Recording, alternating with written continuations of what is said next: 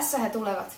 Hei, tervetuloa Suomeen. Minä olen Riitta ja tässä on Mikko. Hei, minä olen Nancy. Hauska tutustua. Minä olen John, olen amerikkalainen opiskelija. Terve John, oikein hauska tutustua. Puhutteko te englantia?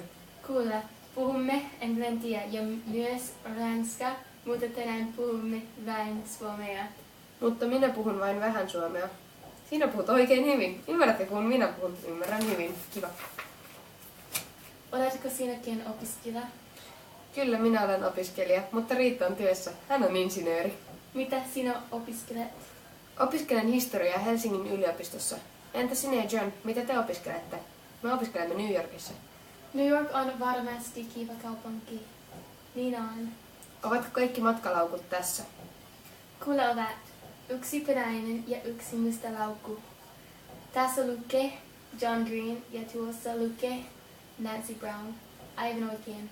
Lähdetään nyt. Missä auto on? Auto on valitettavasti rikki. Menemme bussille.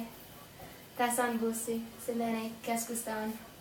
Paljonko bussilippu maksaa? Se maksaa 10 euroa. Helsinki on ihana kaupunki. Kaikki on niin vihreää. Kyllä, Helsinki on oikein mukava kesäkaupunki. Mikä tuo iso ranekka on? Se on rautatieasema.